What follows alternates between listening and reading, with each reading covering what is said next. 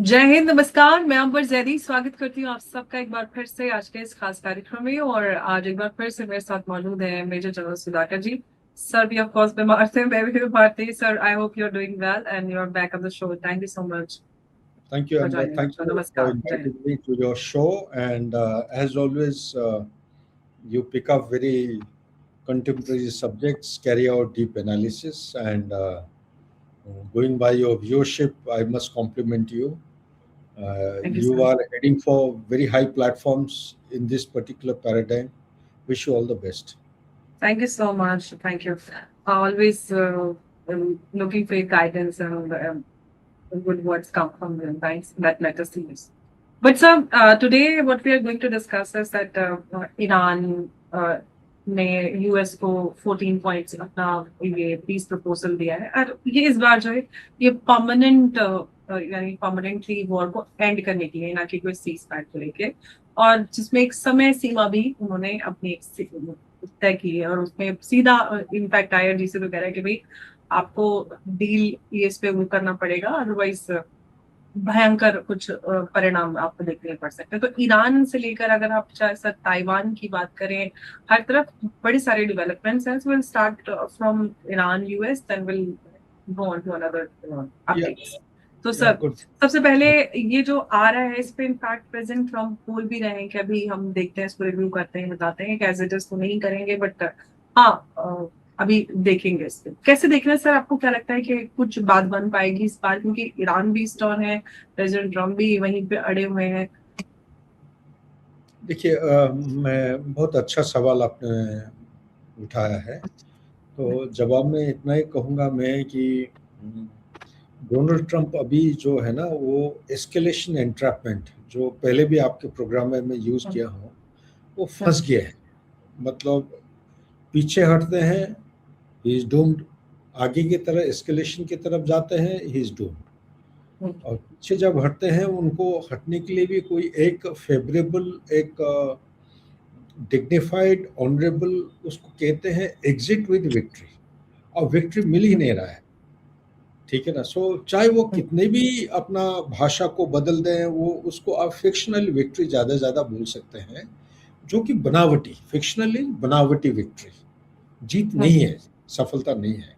ये एक किस्म का स्ट्रेटेजिक डिफीट। और एस्केलेशन ऐसा है कि जितने एस्केलेट कर रहे हैं, तो उसका cost of winning a war, मतलब लड़ाई जीतने के लिए जो खर्चा है, वो इतना लेवल तक बढ़ जाता है कि इट बिकम प्रोहिबिटिव।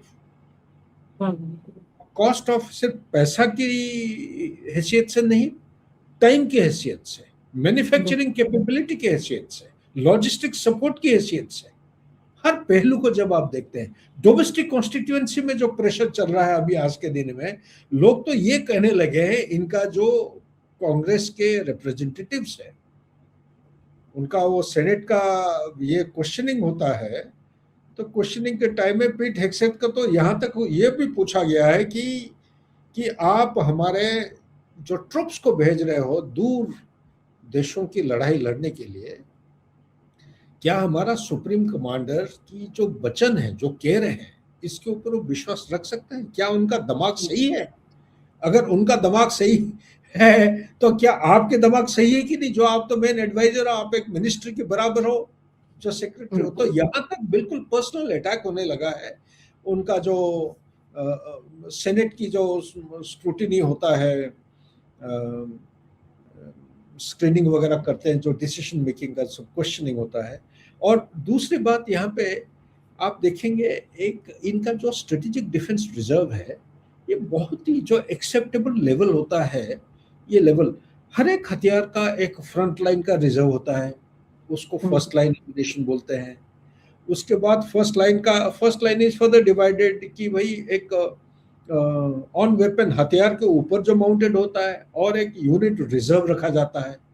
उसके बाद आपके आ जाते हैं सेकेंड लाइन रिजर्व, मतलब थोड़ा अप्रोक्सीमल रेंज और डिस्टेंस के अंदर। उसके बाद आपका आ जाता है स्ट्रेटेजिक रिजर्व, जो मदर बेसिस हैं। फॉर एग्जांपल अभी मिडिल ईस्ट में उनका एडवांस हेडक्वार्टर्स किसका है? सेंट्रल कमांड का। सेंट्रल कमांड का जो मेन लोकेशन किधर है? फ्लोरिडा में। तो फ्लोरिडा से वो वहां से फोर्सेस मूव होके आगे की तरफ आए हैं और उनका एडवांस हेडक्वार्टर बेस कहाँ बना है? कतार में। कतार में जो बना रखे हैं, तो उनके जहां जहां पे मिलिट्री बेसिस हैं, वो कहते हैं कि 19, मेरे हिसाब के मुताबिक 31 हैं, छोटे मोटे सब मिला के। 31 के लिए तो वो एयर डिफेंस नहीं कर पाएंगे, लेकिन जो मेन मेन चीजें हैं 19 मान के चलिए या 21 मान लीजिए आप, उनका तो एयर डिफेंस होना निहायत आवश्यक है। एयर डिफेंस मतलब आयरन डोम जैसे बराबर होता है। आयरन डोम इजराइल का जो एयर डिफेंस मैकेनिज्म है उसको आयरन डोम कहते हैं। आयरन डोम का जो रेंज है 4 से 70 किलोमीटर, रॉकेट हो गया, आर्टिलरी, मोटर्स, ये जो सारे हथियारों को रोकने के लिए वो उधर बिछा रखे हैं इकोसिस्टम। उसके आगे आपका आ जाता है डेविड स्लिंग, और जो ईगल 1 और 2 जो है ये वाले आ जाते हैं। सो उसका अलग अलग रेंज के डेविड स्लिंग जो है वो 40 किलोमीटर टू 150 किलोमीटर, और आगे की तरफ जो है वो पूरा 350-400 किलोमीटर आगे चला जाता है। तो उतने रेंज, अभी ईरान के पास हाइपरसोनिक मिसाइल आने लगे। अभी तक तो लोग, ओपन मीडिया तो है, चर्चा कर ही नहीं रही है। रशिया का जो पोसाइडन पोसाइडन एक एक ये आप मान के चलिए, ये जैसे ड्रोन का बोलते हैं ना, पानी के नीचे एक ड्रोन जो न्यूक्लियर जो पावर्ड और डिलीवरी सिस्टम के साथ जाता है, इतना तेजी रफ्तार से जाता है, वो सबमरीन जो टारगेट को हिट करने जाता है वो टारगेट अंदाज लगा नहीं पाएगा, उसका सेंसर से काम नहीं कर पाएंगे। इसी तरह अवतग्रांत, अलग अलग किस्म की मिसाइल से, उसका हाइपरसोनिक मिसाइल रशिया की गाइडेंस लेके या ना लेके, चाइना का सपोर्ट ऑलरेडी है, क्योंकि ये मिडिल ईस्ट का जो लड़ाई है, मेरे विचार के मुताबिक जब मैं डॉट्स को ज्वाइन करता हूँ, एक चीज उभर के आता है, वो है कि ये एक किस्म का स्ट्रेटेजिक राइवलरी की देखरेख की नजरिया या बाउंड्री के अंदर ये हो रहा है। स्ट्रेटेजिक राइवलरी किस किस बीच में? जैसे आप देख लीजिए यूक्रेन में हो क्या रहा है। यूक्रेन में इतने सारे बातचीत के बावजूद भी ये वेस्टर्न अलायंसेस अभी भी सपोर्ट करते जा रहे हैं यूक्रेन को। लॉन्ग रेंज मिसाइल यूएसए ने दे रखा है, टॉमहॉक मिसाइल दे रखा है, जो यूरोपियन कंट्रीज है वो भी दे रहे हैं, उसको सपोर्ट कर रहे हैं। हाँ ना करते करते फिर भी सपोर्ट हो रहा है, हथियार दे रहे हैं। तो रशिया कह रहा है कि जैसे आप यूक्रेन को सपोर्ट कर रहे हो, इसी तरह हम भी ईरान को सपोर्ट कर रहे हैं, अब देख लो, मजा ले लो क्या हो रहा है।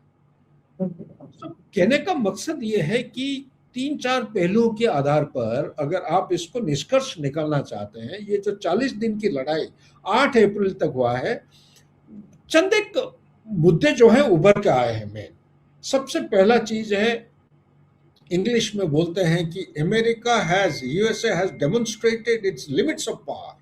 इसकी पावर का जो सीमा है उसको दिखने लगे हैं, उसके आगे वो नहीं जा सकता। इसका मतलब आ गया है किनारा पे, जो एज है बस गिरने वाला है, नंबर 1। नंबर 2 चीज जो है, उसका जो मोनोपोली है, उसका मोनोपोली किसके ऊपर था? Technology, information, war like equipment. उसमें आ जाता है मिसाइल्स, अलग अलग किस्म के मिसाइल्स हो जाते हैं, cruise missile, ballistic missile, hypersonic missiles, ठीक है ना। सो ये जो चीज है, इक्विपमेंट जब बोलते हो कि सैटेलाइट नेविगेशन, थर्ड जो है उनका हाई अल्टीट्यूड जो एंटी एयर डिफेंस सिस्टम है, ये सारे देशों में, विश्व में नहीं है, ये यूएस का जो है लॉकहीड मार्टिन उसको बनाता है। और इसी तरह उनके जो रडार है, सर्वेलेंस सिस्टम है, सबसे ज्यादा सैटेलाइट्स किसके? अमेरिका के हैं। इसके बावजूद जितना पिन पॉइंटेड, जो रेडोम होता है ना, रेडोम एक व्हाइट सर्कुलर एक डोम होता है, उसके अंदर उसका रडार होता है, इतना पिन पॉइंटेड एक्यूरेसी के साथ ईरान के मिसाइल जाके हिट किए हैं। कैसे हिट किया? सबसे पहला चीज है इंटेलिजेंस। इंटेलिजेंस किसने दिया है? इंटेलिजेंस देने की जरूरत नहीं है, आजकल गूगल मैप में पूरा दिखता है। अमेरिका के जो बेसिस है, मिलिट्री बेसिस, उन्होंने 17 मिलिट्री बेसिस को बिल्कुल नाकारा नहीं, पूरा एकदम रेस टू द ग्राउंड, कुछ रखा ही नहीं, राख हो गए ऊपर। ट्रुप छोड़ छाड़ के अपना हाथ हथियार को छोड़ के होटल में भागे हैं, ऐसा कर दिया। रेडोम्स को हिट किया है, सर्वेलेंस सिस्टम को पूरा हिट किया, क्योंकि हर एक सैटेलाइट जो ऊपर आसमान में उड़ता है, उसका गाइडेंस सिस्टम का फायदा उठाने के लिए आपको एक ग्राउंड स्टेशन की जरूरत है। हमारे दर्शकों को समझना, ग्राउंड स्टेशन में आपका वो जैसे टीवी का जैसे डिश एंटेना लगाते हो, डिश एंटेना वो कोई सैटेलाइट के साथ कनेक्टेड होता है, तो इसी तरह उनका भी एक ग्राउंड स्टेशन में होंगे 10-12 रडार, अलग अलग कंपोनेंट्स होते हैं उसका, एक कंसोल होता है, कंट्रोल, कमांड कंट्रोल कोऑर्डिनेशन वगैरह, एक पावर सप्लाई यूनिट होगा, है कि नहीं। सो इस तरफ जब मिला जुला के जो ग्राउंड स्टेशन को पूरा जो हिट करते हैं, इसका मतलब आईज एंड ईयर्स ऑफ उनका जो डिफेंस मैकेनिज्म पूरा नाकारा हो जाता है। इसका मतलब यह है कि अगर वो पेट्रियट मिसाइल अगर डिप्लॉय कर रखे हैं, अनकमिंग ड्रोन्स, ईरान के ड्रोन्स हो, मिसाइल्स आते हैं उनको रोकथाम के लिए, उनको डिस्ट्रॉय करने के लिए, तो वो उसके बावजूद भी इनका इतने स्पीड से जाते हैं, 5 मैक से ज्यादा स्पीड है, उसको कोई रडार सिस्टम नहीं अगर डिटेक्ट कर पाते तो इंटरसेप्ट करना भी मुश्किल है। वो जाके उनको हिट किया है, डिस्ट्रॉय कर दे। इसलिए मैं कहता हूं कि उनका जो मोनोपोली है इस सारी चीजों का, ये बहुत कम देखने में आया है कि ये उनका कमजोरियां नजर आए हैं। और तीसरा चीज क्या है, तीसरा चीज है कि अभी तक हम सुनते आ रहे थे उल्टा सीधा इधर उधर ओपन सोर्स में इक्का दुक्का कोई आर्टिकल में छपता था, लेकिन चाहे आप माने या ना माने, चाहे वो स्ट्रांग हो या कमजोर हो, China can provide alternate platforms of weapon system, alternate platforms of modern equipments, alternate platforms of surveillance equipment जो गाइडेंस करता है, एक्यूरेट डाटा भी देता है। आपका नेटवर्क सेंट्रिक वो अलग सब्जेक्ट है, अलग से डिस्कस करेंगे, लेकिन हर किस्म का जो मॉडर्न वॉरफेयर जिसको बोलते हैं मिलिट्री साइंस के मुताबिक मल्टी डोमेन ऑपरेशन, लैंड सी एयर, ये 3 तो पहले थे, उसके बाद जो साइबर, इलेक्ट्रोमैग्नेटिक और स्पेस है, ये तीनों आके जोड़ गए। तो चाइना के पास इन तीनों के 3+3 6 के जो काबिलियत है, उसके अगला जो नए नए चीजें अभी निकल रहे हैं उसके ऊपर भी रिसर्च कर रहे हैं, वो भी उनके साथ शेयर कर रहे हैं। ऊपर से कह रहे हैं नहीं नहीं हम कुछ नहीं कर रहे। कोई मान के चल सकता है कि जब आपका 90% तेल ईरान से खरीद रहे हो आप डेली बेसिस पे, 10 से 11 मिलियन बैरल आपका जा रहा है स्ट्रेट ऑफ हॉर्मुज से डेली बेसिस पे, कहां चाइना जाता है, ठीक है नहीं। तो उसके ऊपर अगर ब्लॉकेड के ऊपर ब्लॉकेड लगाए हैं और जितने सारे चाइना की तरफ जहाज को जा रहे हैं उनको रोका जा रहा है, तो चाइना क्या चुप करके बैठेगा? नहीं बैठेगा। रशिया तो खुलेआम बोल दिया कि पहले हम सपोर्ट करते थे, अभी भी करेंगे, आगे भी करते जाएंगे। एक ट्रेन लाइन, रेलवे लाइन बिछा हुआ है, कहां से? तेहरान से लेके बीजिंग तक 14 दिन में कवर करते हैं ये डिस्टेंस। करीब करीब 14,000 किलोमीटर है मेरे ख्याल से डिस्टेंस, नहीं 10,400 किलोमीटर, सॉरी, 14 दिन में कवर होता है, रोक रोक के। वो सेंट्रल एशियन रिपब्लिक आते हैं। तो ये तेल तुल जब वो सी के जरिए, मैरीटाइम के जरिए से नहीं जाता है, तो वो ट्रेन से जरिए से मूव करा रहे हैं। आप देखिए ना पाकिस्तान का क्या हो गया। पाकिस्तान का जो बॉर्डर है 909 किलोमीटर ईरान के साथ, उन्होंने मेरे ख्याल से 6 कॉरिडोर, अलग अलग कॉरिडोर खोले हैं ऑन लैंड, कॉरिडोर से आएंगे। और डोनाल्ड ट्रंप से जब पूछा गया, बोलते हैं नहीं मेरे को बता के वो किए हैं, मेरे जानकारी है। अरे कैसे बाकी पूरा दुनिया के लिए आपने बंद कर रखा है स्ट्रेट ऑफ हॉर्मुज, तो पाकिस्तान के, तो पाकिस्तान को खोलने का मतलब क्या है? ऑल्टरनेट रूट, कहां? ग्वादर, कराची, एक पासी उसका है पोर्ट है, ठीक है। सो ये जगह जाके वहां से, और डीप सी पोर्ट्स है, जहाजों के ऊपर लोड करके आप भेज सकते हो। ऑल्टरनेट रूट्स और पोर्ट्स को खुला देना बोलने। सो और नेक्स्ट पॉइंट आता है कि जो हेजिमोनी है, western hegemony is on the decline. ये 5 बुनियादी चीजें। और चाइना का जो कैपेबिलिटी मैं कह रहा हूँ, ऑल्टरनेट मेथड, आपका शिपिंग लेन्स का देखिए, आपका बैंकिंग जो चैनल्स है उसका भी ऑल्टरनेट मेथड्स निकालने लगे हैं, ड्यूल यूज प्रोडक्ट्स निकालने लगे हैं। और साथ ही ये भी कह रहे हैं कि अगर आपको और कोई नए नए किस्म के चुनौती आते हैं, उसके खिलाफ आपको, आपके साथ हम खड़े हैं। सो ये सारे चीजें आपको ध्यान में रखना पड़ेगा, क्योंकि 14 मई को डोनाल्ड ट्रंप का विजिट शेड्यूल है। किससे? जी से मिलने के जा रहे हैं।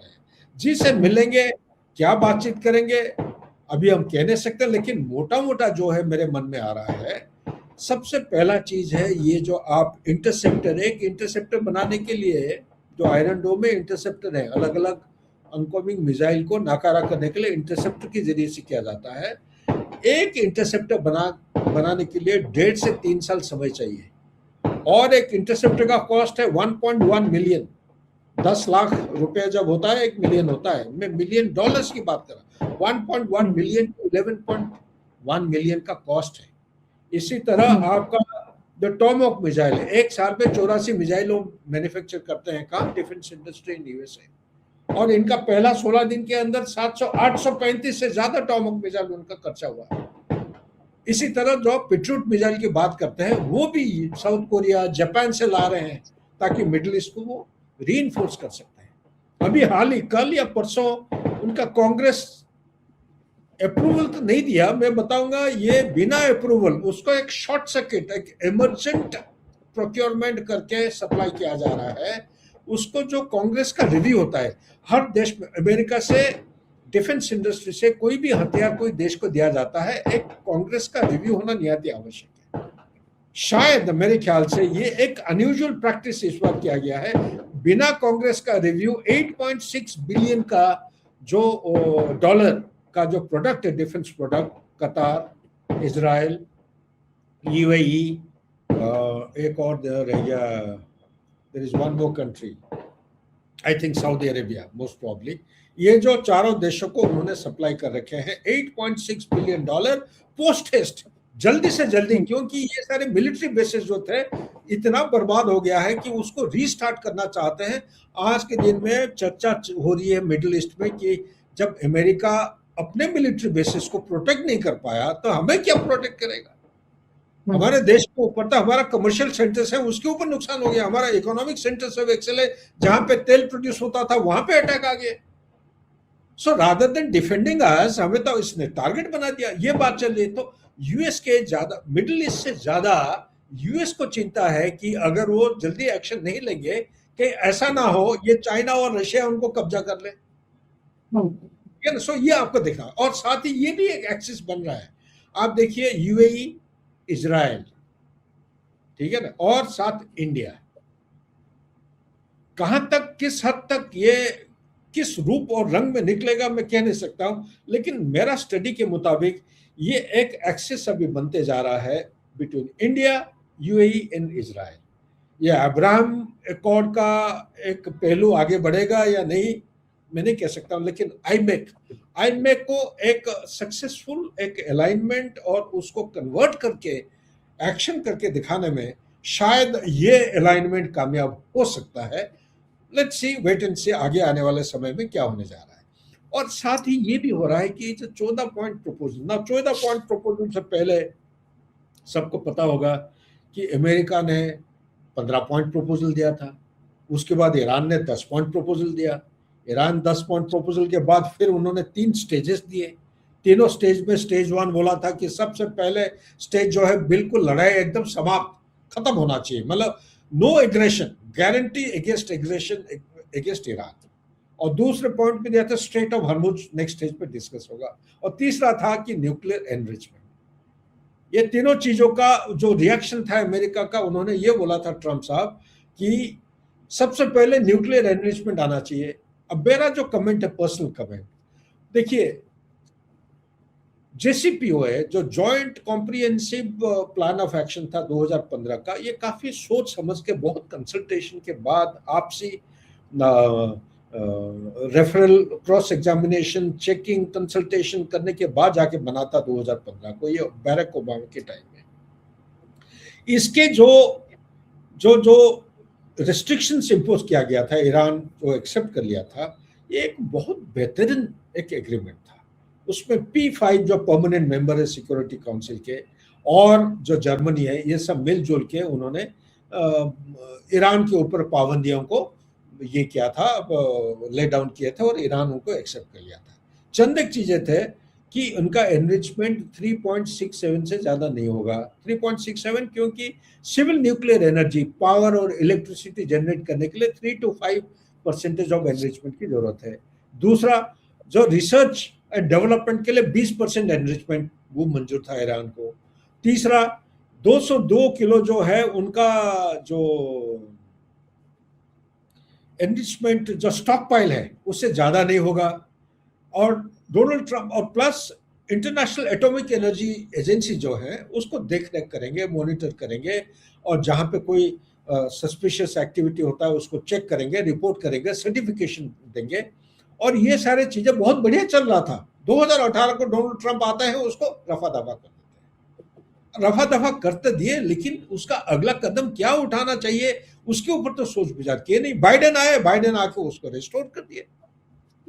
और आज के दिन में क्या है, आज के दिन में उनके पास 10,000 किलोग्राम से ज्यादा है, उसमें से 460 किलोग्राम करीब करीब, जो कि 60% से ज्यादा स्टॉक पाइल है।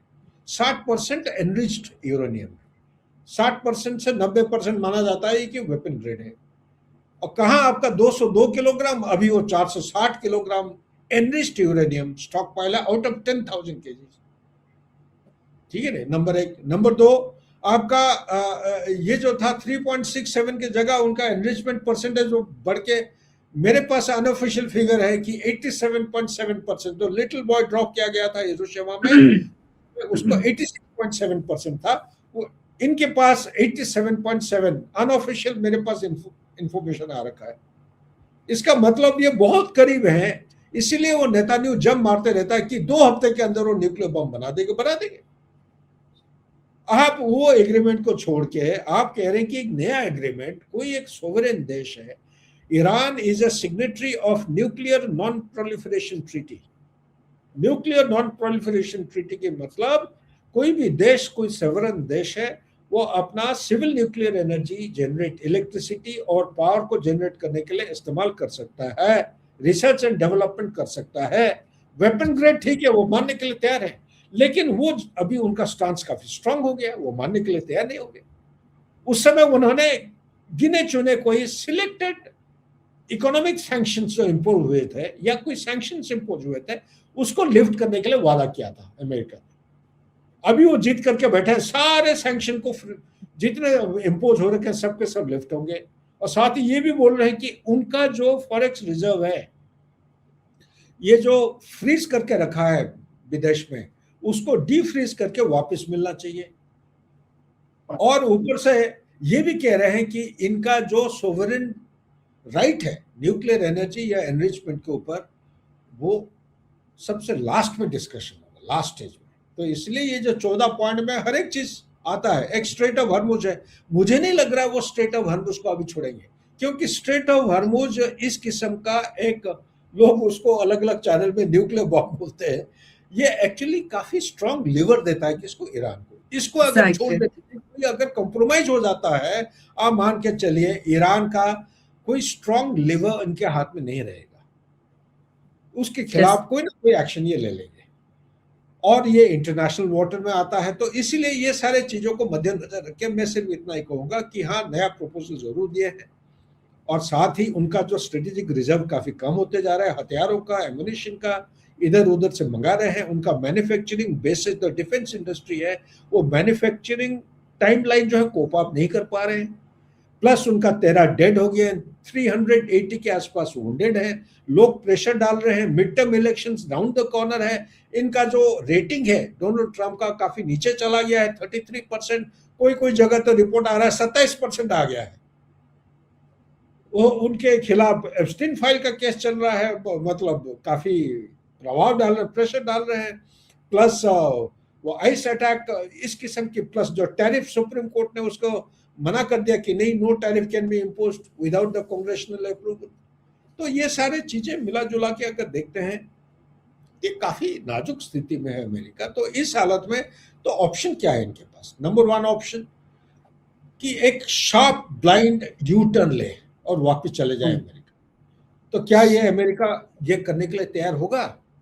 एक सुपर पावर है, बिना सोचे समझे अगर लड़ाई शुरू किया था, बिना कोई एग्जिट पॉइंट को आइडेंटिफाई करके अंदर घुस गए थे। पहले बोलने लगे 4 दिन, उसके बाद 6 दिन, उसके बाद 2 हफ्ते, उसके बाद 1 महीना, 1 महीने के बाद 2 महीने, अभी हो गया, खत्म हो गया आपका। अब we are into the 3rd month now, हो गया ना। आप देखिए, फरवरी 28 फरवरी को स्टार्ट हुआ, मार्च और अप्रैल खत्म, मई में आ गए हैं, we are on to the 3rd month. तो ये कहाँ तक खींचेगा? तो इसलिए उसको कह नहीं सकते हैं। मेरा इंडिपेंडेंट विचार कुछ मैं कहूंगा सबसे आखिरी में, तो ये जो शार्प यू टर्न लेना है, मेरे ख्याल से इनको इनको काफी हेजिटेशन होगा, क्योंकि एक सेफ, तो बोलते ना, फेस सेविंग जो एग्जिट है उनको मिलेगा नहीं। एक सुपर पावर होने के नाते उनको बेइज्जती, एक ह्यूमिलिएटेड स्टेट के साथ उनको वापस जाना पड़ेगा। शायद वो करेंगे नहीं मेरे ख्याल से। नंबर दो, अगर करेंगे तो कैसे करेंगे? हो सकता है कि ईरान के साथ कुछ कॉम्प्रोमाइज, बैकडोर डिप्लोमेसी के साथ ये जो स्ट्रेट ऑफ हरमुज, वो मान जाएंगे कि ठीक है, हम ब्लॉकेड जो है सिलेक्टिवली, उनका जो ब्लॉकेड लगा है, ब्लॉकेड ईरान के ऊपर ब्लॉकेड लगा रखे। ईरान का डिमांड है पहले आप ब्लॉकेड को हटाओ, उसके बाद हम अपना ब्लॉकेड को ये करेंगे। तो कोई गारंटी नहीं है, अमेरिका को बात को कोई विश्वास नहीं कर सकते। आज बोलेगा हटा दिए, कल सुबह फिर टाइट कर देंगे। तो इसीलिए जब तक ये सबूत के साथ और प्रमाण के साथ ये एक्शन नहीं लेते हैं, ब्लॉकेट को नहीं हटाते हैं, तब तक ईरान मानने के लिए तैयार नहीं है। स्ट्रेट ऑफ हरमुज का जो मसला है ऐसा ही रहेगा। तो मेरे विचार के मुताबिक रास्ता यहीं पे ही है, इसी पहलू के ऊपर ही सोल्यूशन मिलेगा। ये ब्लॉकेट को हटा दें, या कोई ऐसा बातचीत करें by diplomacy and dialogue, not by kinetic means या मिसाइल फायर करके अभी जैसे धमकी दे रहे हैं। सिलेक्टिवली वो कहें कि 100% ना करके हम 50% के ऊपर पार्शियल ब्लॉकेट करेंगे, या स्टेजेस में 10 दिन या 15 दिन का देखेंगे कि सबसे पहले जो है हम 25% ब्लॉकेट को लिफ्ट करें, उसके बाद बोलेंगे 50%, उसके बाद बोलेंगे 75%। ठीक है ना, स्प्रेड ओवर 30 डेज। इसी तरह ईरान का भी ब्लॉकेट को रिमूव होना चाहिए। सोल्यूशन, मेन सोल्यूशन यहीं पे है, ताकि विश्व के ऊपर आज के दिन में जो ब्रेंट क्रूड ऑयल का कीमत 120 से ज्यादा होकर 125 के आसपास आ गया, मेरे ख्याल से क्रॉस हो गया शायद। और अमेरिका में देखिए, अमेरिका में गैसोलीन का जो रेट 2.38 या 39 डॉलर पर गैलन हुआ करता था लड़ाई शुरू होने से पहले, आज के दिन में ये 4.35 डॉलर हो गया है। 5 टच करने जा रहा है अभी। उनका अलग अलग प्रोविंस में, अलग अलग स्टेट में अलग अलग रेट्स होता है। टेक्सास में सस्ता है। तो ये कहना, ये मैं चाहता हूं कि इनका रेट ऑफ इन्फ्लेशन बढ़ रहा है, अनएम्प्लॉयमेंट बढ़ती जा रही है, कॉस्ट ऑफ फ्यूल का कॉस्ट बढ़ना, मतलब complete lifestyle, industrial production, cost of products, hyper inflation होने का बड़ा खतरा है। तो ये सारे चीजें मद्देनजर रख के ये कह रहा है, लॉजिक ये कह रहा है कि डोनाल्ड ट्रंप को कोई ना कोई इसमें कदम उठाना चाहिए, क्योंकि जो मिड टर्म इलेक्शन है ज्यादा दूर नहीं है, 6 महीने के अंदर होने जा रहा है। इसका कॉन्सिक्वेंसेस उनको पे करना पड़ेगा कहीं ना कहीं, किसी भी फॉर्म में। आप अगर ध्यान लगे, आप take your mind back to Vietnam की लड़ाई हो रही थी। वियतनाम की लड़ाई के टाइम में 69-73, उस समय प्रेसिडेंट जॉनसन थे। प्रेसिडेंट जॉनसन के टाइम में ऐसा ही सिचुएशन एक क्रिएट हुआ था, तकरीबन ऑन द सेम लाइन। ठीक है, तो उन्होंने कोई एक्शन लिया नहीं, ढीली डाली रखे, लंबा खींचते गया। और ऊपर से सबसे खतरनाक पॉलिटिकल पार्टी के लिए क्या होता है, जब नॉमिनेशन नहीं होता, उनका टेन्योर खत्म हो गया और इनका पार्टी को नॉमिनेशन के लिए उनको कोई मौका ही नहीं मिला, इतना रेटिंग नीचे हो गया। कहीं ऐसा ना हालत हो जाए इनका डोनाल्ड ट्रंप का।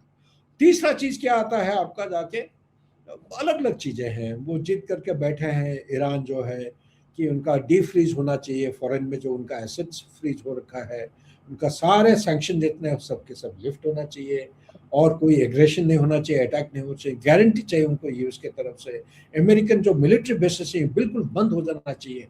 तो कहीं ना कहीं उनको प्रोजेक्ट दिखाना पड़ेगा। विचार के मुताबिक समय आ गया है, अमेरिका को यहां से फोर्सेस निकालना पड़ेगा। निकालेगा नहीं मैं कह नहीं सकता, उसका भी लॉजिक बताऊंगा, फाइनल में कंक्लूजन में ये बताऊंगा। और धीरे धीरे उसको ये रास्ता निकाल के, ये जो एरिया है मिडिल ईस्ट में, इजराइल और इनको एक बात बता दूं मैं, इजराइल से इतने लोग निकल रहे हैं, उनका जो है अपना घर छोड़ के इजराइल अलग अलग जगह चलने लगे। वो रहने के लिए तैयार नहीं है कि इजराइल में वो रह नहीं सकते हैं। कहाँ जा रहे हैं? हो सकता है कि सोमालीलैंड जा रहे हो सकता है और कहीं जा रहे हो वापस, एसाइलम ढूंढ रहे। तो ये भी एक खबर मेरे पास, मेरा फ्रेंड ने एक भेजा है कि ये भी सिचुएशन स्टार्ट हो गया है। तो इसी के साथ मैं तो सिर्फ ये कहूंगा कि आने वाले समय में आइए देखते हैं क्या हो सकता है? मुझे लग रहा है कि Donald Trump for the time being जितना मिलिट्री ऑफेंसिव और काइनेटिक एक्शन है, ये इजराइल की तरफ ट्रांसफर करेंगे या बोलेंगे कि भाई आप करो, और हम्म।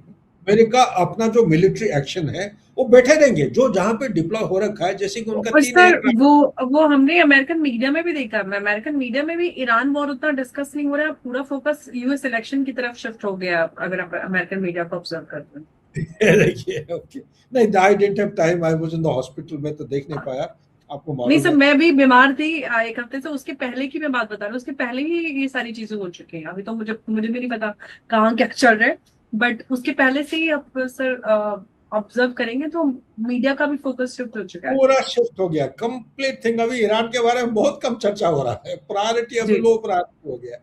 तो मुझे ये लग रहा है कि उन्होंने अभी कांग्रेस से उनका कुछ डिमांड है, some additional amount allotment hmm. For Iran hmm. Conflict के लिए, प्लस उनका जो एनुअल बजट होता है वो 1.5 trillion. Lot of people are saying कि वो मारेगा पीटेगा। मेरा जो विचार है, उनको जो पिटाई हुई है अमेरिकन फोर्सेस का मिडिल ईस्ट में हम्म। 40 दिन के अंदर, ये जो रिटेलिएशन हुआ है, ये जाहिर है, कहने के लिए तो कह रहे हैं कि ईरान का हथियार से हुआ है, लेकिन बिना रशिया और बिना चाइना के सपोर्ट ये इतना इफेक्टिवली और इतना कामयाबी पॉसिबल नहीं। हासिल नहीं कर सकता। ये मेरा विचार है। तो यस। इसीलिए ये जो स्ट्रेटेजिक राइवलरी है America versus Russia and China, और ईरान बन गया है अभी प्रॉक्सी। इस तो बट प्रॉक्सी सर अब यूएस को भी देखिए, यूएस जो है यूक्रेन को प्रॉक्सी बनाकर उधर रशिया को घेरे हुए, इधर यहाँ पर ईरान के थ्रू डायरेक्ट इनडायरेक्टली चाइना को वो कर रहा है, तो सर यूएस भी तो वैसे ही कर रहा है। एग्जैक्टली exactly, मैं यहीं पर आ रहा था मेरा कंक्लूजन में। हर एक ये विश्व में जो गेम चल रहा है ना अभी, जियो पॉलिटिकल चर्न, उसको वेनेजुएला से आपने पुशबैक कर दिए, ईरान से हम्म। पुशबैक करना चाहते हैं। आप अगर हम्म। पिछले 5-7 दिन के अगर अखबार पलट के देखेंगे, यूरोशियन टाइम्स वगैरह पढ़ेंगे, तो नॉर्थ स्ट्रीम 1 और 2 की तरफ, जहां पे शेवरन ऑयल कंपनी पहले नहीं होते थे, हम्म। पिछले हम्म। कोई दिनों के अंदर शेवरन ऑयल कंपनी ऑलरेडी घुस के डिप्लॉय हो चुके हैं, और जी। ऑयल का बिजनेस स्टार्ट हो गया है वहां से। हम्म। यानी कि हम्म। पहले जो नॉन डॉलर करेंसी से उनका ट्रांजैक्शन होता था, अभी रशिया के साथ बात करके उनका समझौता करके शेवरॉन कंपनी अंदर घुस गए हैं, किसी को नहीं पता है, सबका ध्यान ईरान के ऊपर। इसी तरह जी। उनका इलेक्शन की तरफ ध्यान चला जाएगा, बीच में कुछ बातचीत कर कुरा के वो अपना शेवरॉन हो गया, एक्सॉन मोबिल हो गया, या 4-5 और ऑयल कंपनी है, उनको किसी हम्म। भी तरह वो अंदर लाने की बिल्कुल जोर लगा रहा है। ये छुपा हुआ एजेंडा है मेरे विचार के मुताबिक।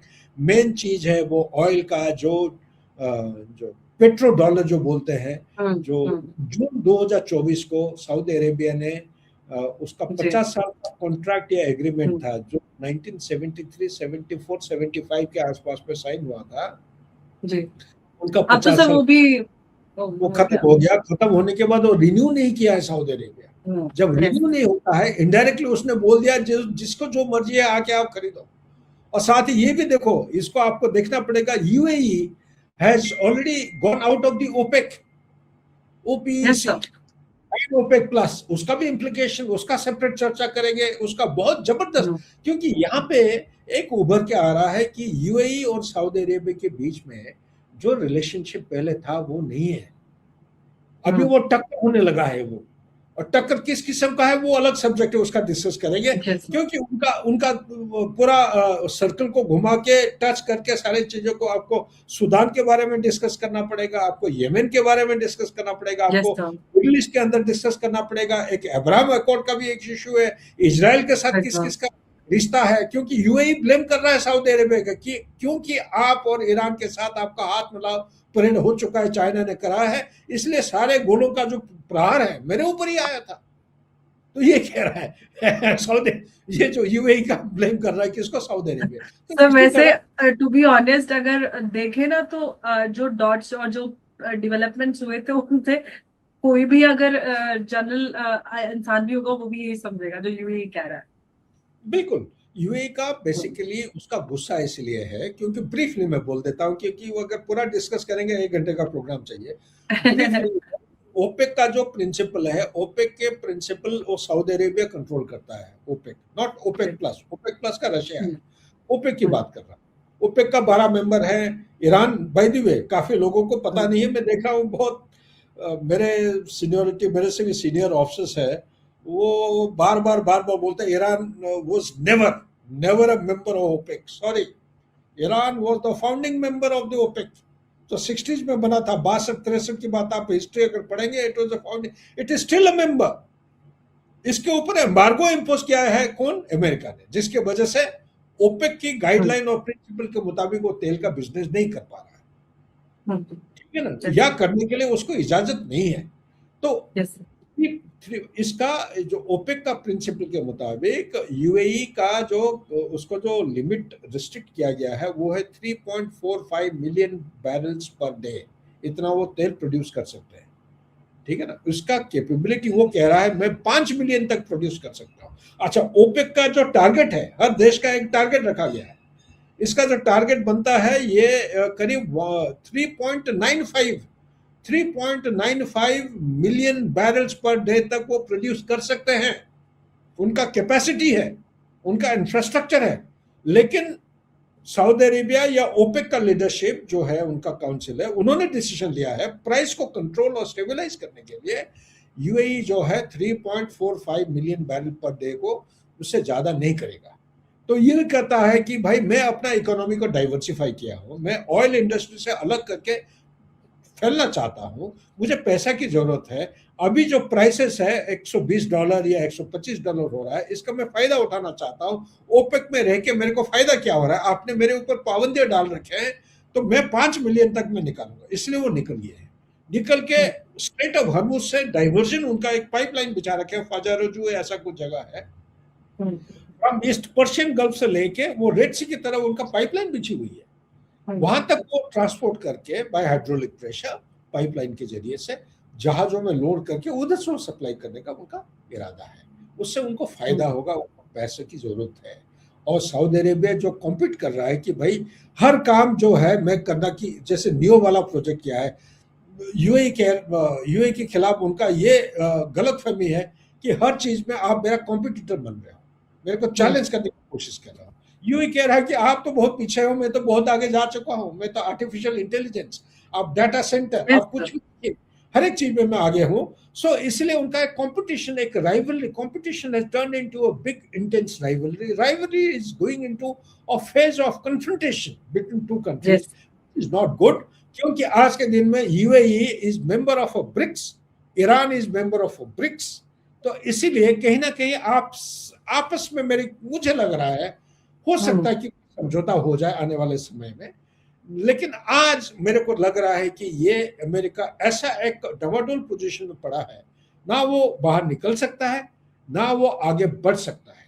तो ये जो हमले का धमकी दे रहा है, हमले का धमकी उसको ये भी मालूम है ईरान अभी भी इस किस्म की मिसाइल छुपा के रखा है जो दिखाए नहीं है, और ऐसा बर्बाद और बर्बादी लाएगा और ध्वंस करके दिखाएगा जो अमेरिका को बहुत ही शर्मिंदा होना पड़ेगा।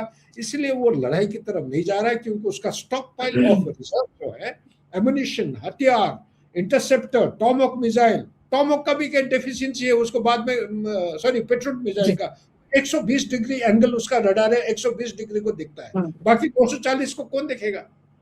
तो उसको भी जाके 2019 को सऊदी अरेबिया का जो अरामको वाला रिफाइनरी है उसमें हुतीज ने फायर किया था, ये वाला एंगल और गैप को उन्होंने फायदा उठाया था। इसी तरह अलग अलग चीजें हैं।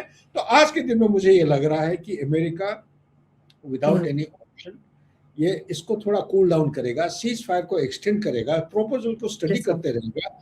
हाँ ना करते करते वो 25%, 50%, पार्शियल टू 75% तक जाके एक मौका ढूंढेगा जहां से he can call it, even if it is a fictional victory, he can very quietly, by diverting attention towards Cuba, towards the midterm election, towards Greenland or some other issue, यहाँ से वो निकलने की कोशिश करेगा, जो कि it may not be a face-saving exit, but this is the only option which comes to my mind. A decent exit, respectfully and in a dignified manner. Otherwise, anything beyond this will become something like Vietnam. Vietnam से जब उनके officers और जो troops वापस आ रहे थे, अपने political leaders को पूछते थे हम वियतनाम क्यों गए थे। पॉलिटिकल लीडर्स के दिमाग में कोई क्लैरिटी नहीं था, जो आज ना पीट हेग्सेथ ना डोनाल्ड ट्रंप को क्लैरिटी है। अगर आप रेजिम चेंज के लिए गए तो क्या रेजिम चेंज हुआ है? रेजिम चेंज नहीं होगा जब तक आप बूट्स ऑन ग्राउंड के साथ नहीं जाते हैं। बूट्स ऑन ग्राउंड के साथ जाते हैं, आपका डेड बॉडीज या आपका जो बॉडी बैग्स है उसके लिए तैयार होना पड़ेगा। अमेरिका का एपिटाइट बॉडी बैग्स के लिए बिल्कुल नहीं है। इसीलिए Yes. यही एक रास्ता है जो फेस सेविंग और डिग्निफाइड ऑनरेबल एग्जिट के साथ धीरे धीरे काम डाउन करके अटेंशन डाइवर्ट करके दूसरी तरफ वहां से निकल सकते हैं। बिल्कुल, और शांति ही एक रास्ता है और शांति में ही सबकी भलाई, अमेरिका हो या फिर इसराइल या फिर ईरान और इनफैक्ट पूरे हम विश्व की बात करें। से बहुत धन्यवाद आपका इस चर्चा में हमारे साथ जुड़ने के लिए। नमस्कार, जय हिंद, जय Bharat. Thank you, Amar. Always a pleasure and honor to interact with you. Thank you so much. All thank the you so very much. best. Thank you.